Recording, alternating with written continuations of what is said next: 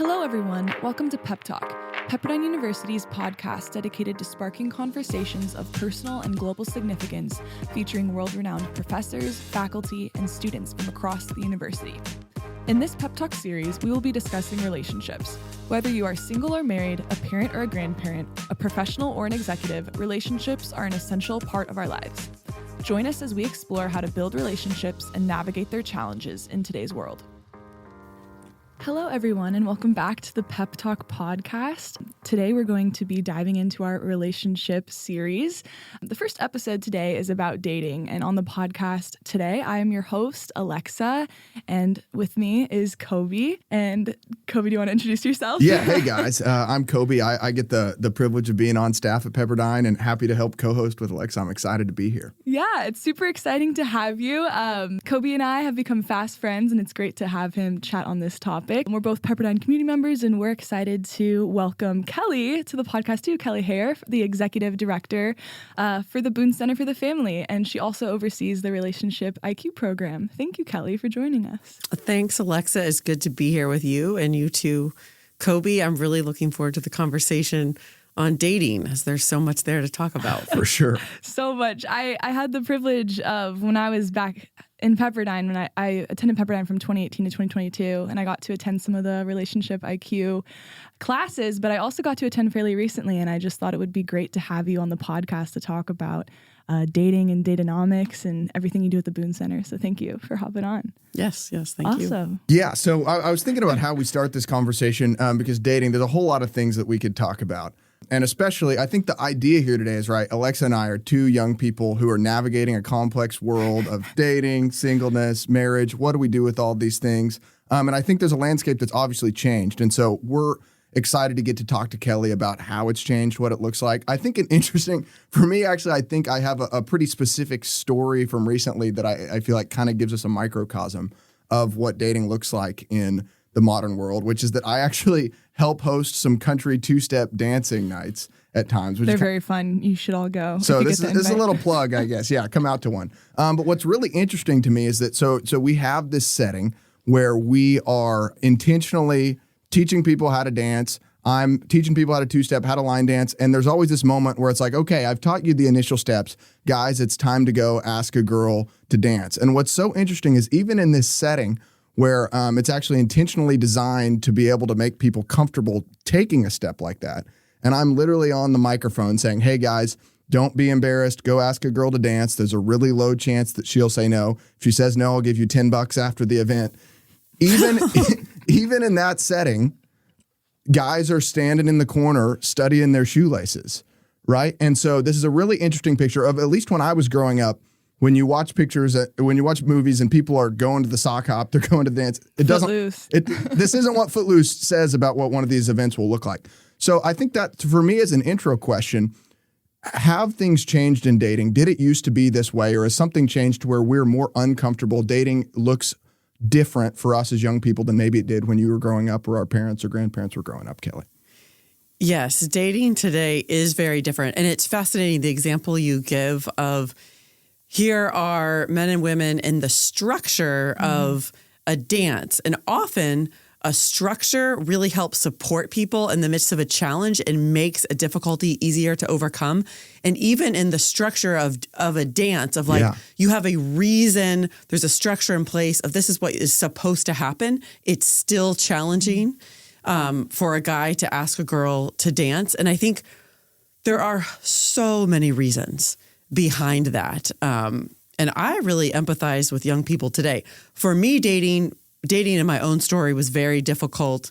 I got married 9 years ago, and the 10 years before that were very difficult in dating. But I think it's even harder today. And again, there's so many reasons behind why it's difficult to date. But when you look at data from, say, 100 years ago, let's just say 1930, and this is according to a Stanford study, where people met their significant other was embedded in their network of community from their family, their school, and school being high school, not even college, but school, high school, friends, neighbors, and church. That was roughly 80% of where people met their significant other. This is a rooted community. And so what it is to ask somebody out on a date, be set up by someone that is from a known group of people is way less stressful or difficult than what it is today, where people are not being introduced by their family. They're not meeting people at school.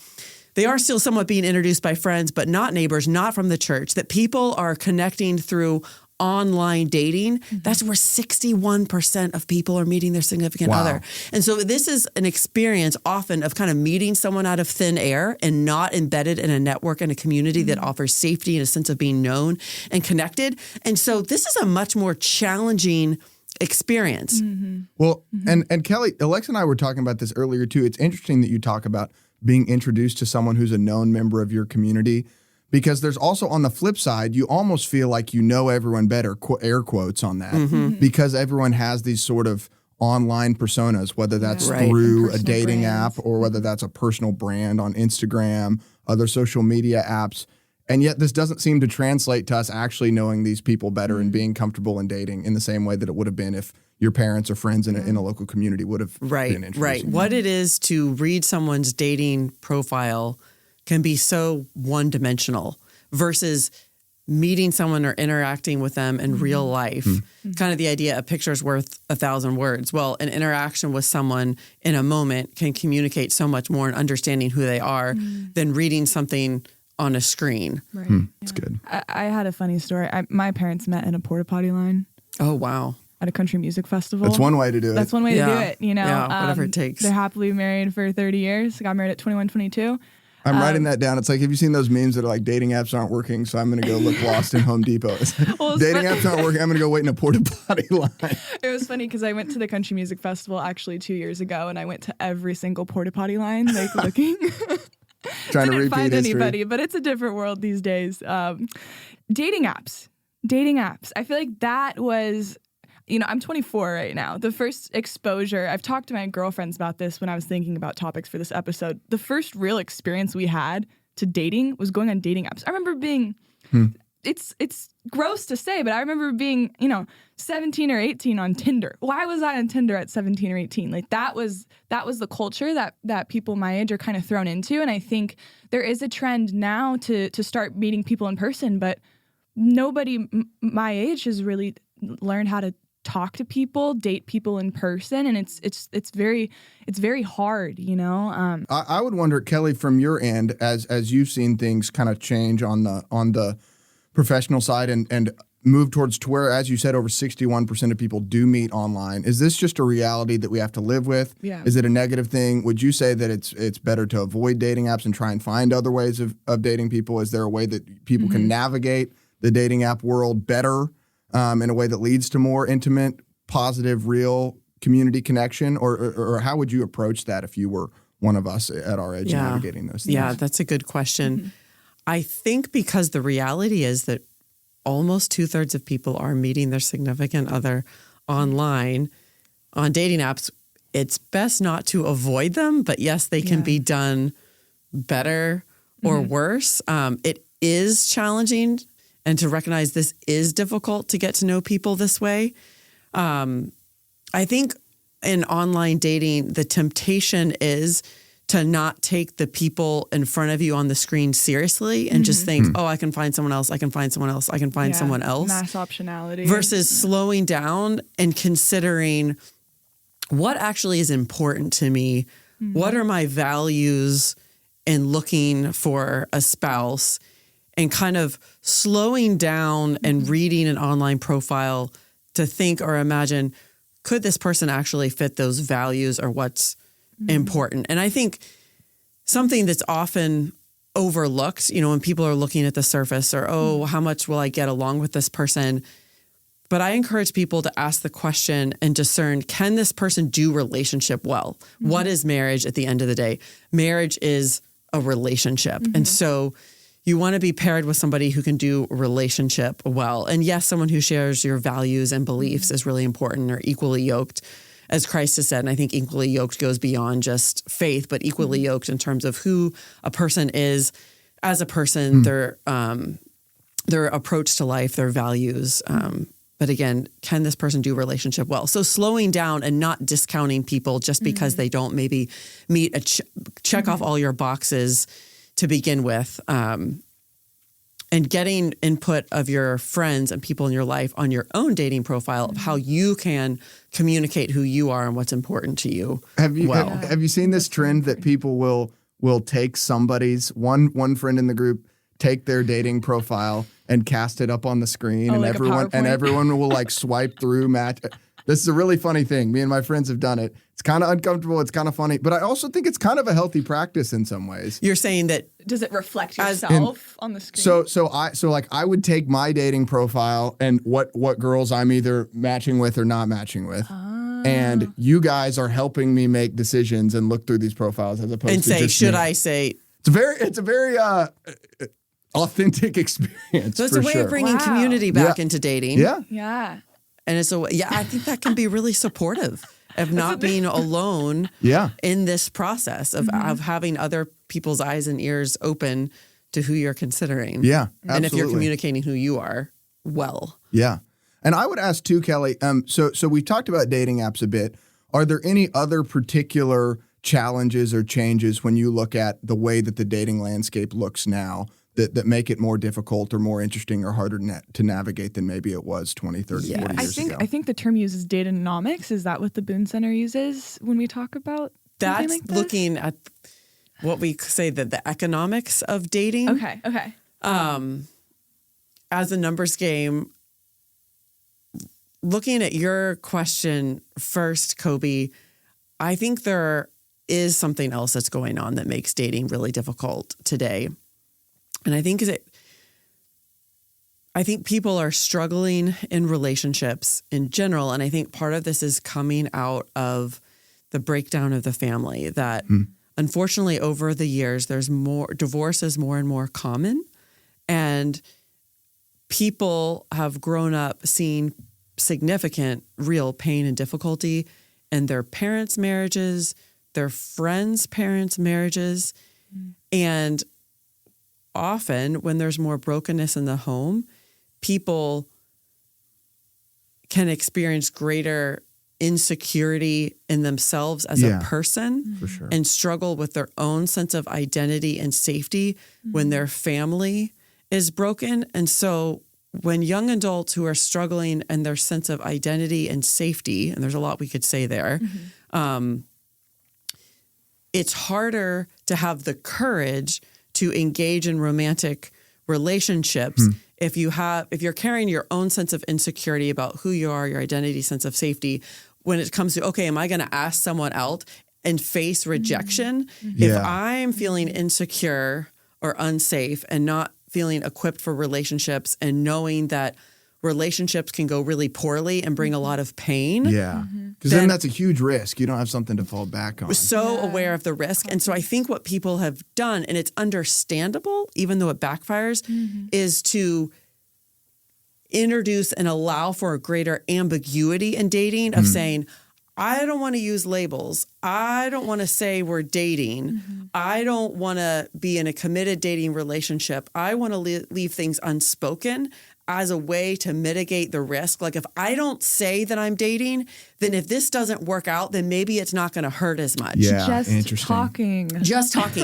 But what happens in this is asymmetric commitment. So you've got one person who might be more interested and they're tolerating the ambiguity and not asking for clarity because they don't want to be that person, but they're getting more and more emotionally invested and connected. And maybe the other person isn't quite there in terms of commitment. And so the ambiguity becomes a setup for greater pain and hurt when we're trying to avoid it by not calling it what it is. But the truth of the matter is we still get connected and attached even if we don't use the labels of dating. When we're spending time together, getting to know a person, trust them, rely on them, we're connecting. And then if that doesn't go well, then we can experience more pain because there wasn't the clarity of the label of we're dating. And I feel like the natural question to me then is, I think you've made a pretty clear diagnosis of some of the problems, right? We feel this sense of a lack of commitment, of a lack of a label that can even lead to further hurt. And so we're all just sort of like tiptoeing around, unwilling to enter into things. What do you think the solution is? I mean, I'm sure it's not like easy. It's probably not simple, but what does it look like to navigate that sort of a dating culture well? Yes. I think it's having a framework for how to build a healthy dating relationship. And John Van Epp's relationship attachment model is amazing. He offers a simple yet very powerful framework for what it is to build a healthy dating relationship. And that is developing these 5 forces of attachment: getting to know a person, building trust, relying on them, commitment, and engaging in touch. Building those 5 forces in a relationship with someone in order, incrementally. So what does this mean? Getting to know a person, say at a level 2, and then building trust at a level 1, and building trust, a belief that someone would do right by you based on your getting to know them. And as you build trust, and that's going well, beginning to rely on a person, putting that trust into action. And then engaging in commitment. Again, you're building these forces incrementally in order. And the commitment force is really significant. And that's the one I think people are struggling to engage out of fear. But commitment is relying into the future. It's making future plans to be with this person. And it involves clarity. And the clarity of commitment can be such a gift for people to know what's up and where you're at. So to do dating well, I think, is to have a healthy framework for how to build a relationship, and being aware of your own pitfalls, the culture's pitfalls, and how you can, let's say if you struggle to build trust and you tend to withhold trust, how can you work on that and engage trust well as it's warranted based on getting to know a person? I have another question. I think talking about ambiguity, alternatively, how do we remain intentionally friends with someone? Because I feel like part of this greater issue is relationships between men and women. You know, how do we stay clear in the friendship, or how do we decide if we want to take that relationship that you've built a foundation on into dating? Yeah, because this is a big thing everywhere as well, right? It's like, oh, are we just friends? Are we dating? There's this unclear, right? Situationship. The situationship, friends to lovers arc in the movies, right? How do can you navigate male and female friendships, relationships where you don't know, it's ambiguous? What does it look like to actually be friends well? Yeah. That is a great question. I think having intentionality around how much time you're spending with someone else and what you're sharing, kind of the connection or the intimacy you're building, being aware and mindful of that if there hasn't been any communication around romantic interest or not, because it's easy for one person emotionally to be more engaged than the other person. And so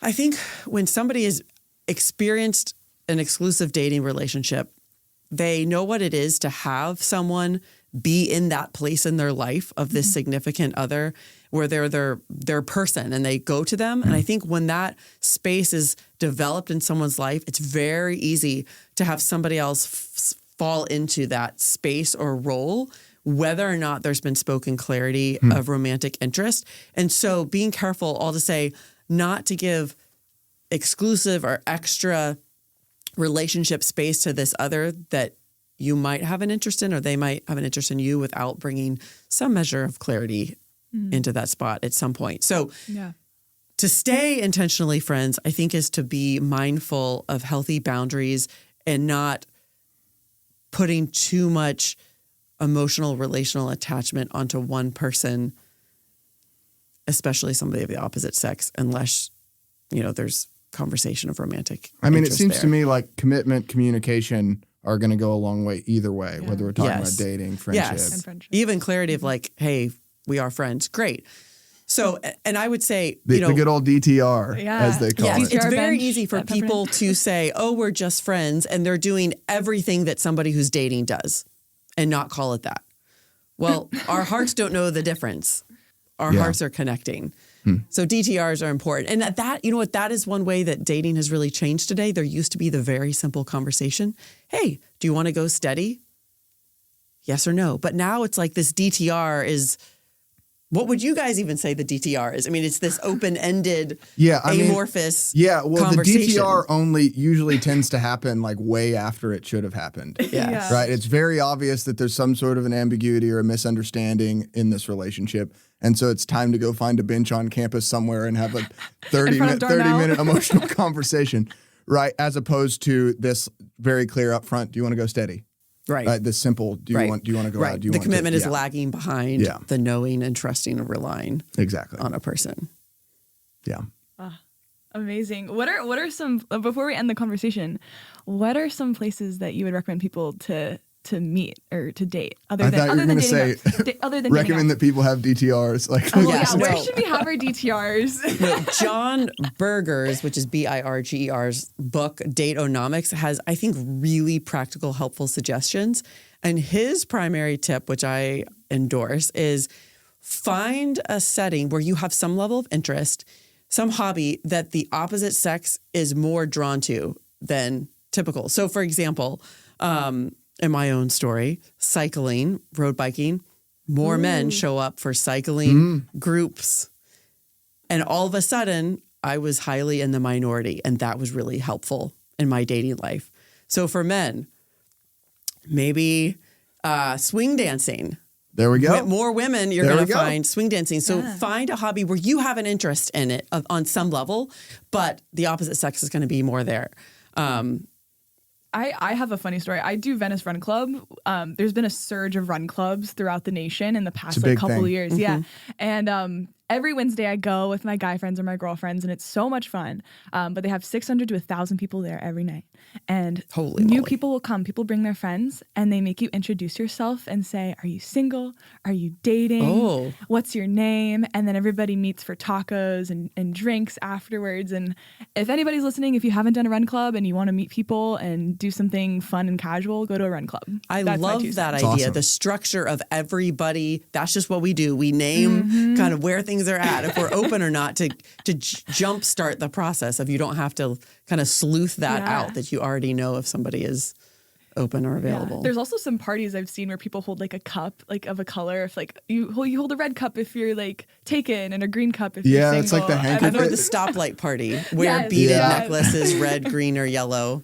The handkerchiefs at the Western dances. There's some that's what they do? If it's in the left pocket, you're single, and it's the right pocket, you're yes. I don't know if that's correct. It's one or the other. So don't take that as gospel if you're going. But these types of strategies really do people a service and a favor of making what's very difficult today a tiny bit easier. Yeah. That's good. Yeah. Well, thank you so much for sharing today. Kelly, do you want to provide some basic info on what the Boone Center does with the Relationship IQ series before we end today? Yes. Relationship IQ is one of the Boone Center for the Families programs, and it helps young adults build healthy relationships, offers really significant and powerful relationship education skills. How do you date well? How do you practice good boundaries? How do you do relationship with families? How do you engage in healthy communication and conflict? But it's a curriculum to help young adults do healthy relationships. Oh, amazing. We'll have to put the link in the bottom and make sure you check it out. Thank you so much for your time and wisdom today, Kelly, and thank you, Coby, for joining me. The next episode is going to be on marriage. The question, is marriage fitting worth step? It? Yep. Yes. Thank you so much. Thank you. Great to be here. Thanks, Thank everybody. You.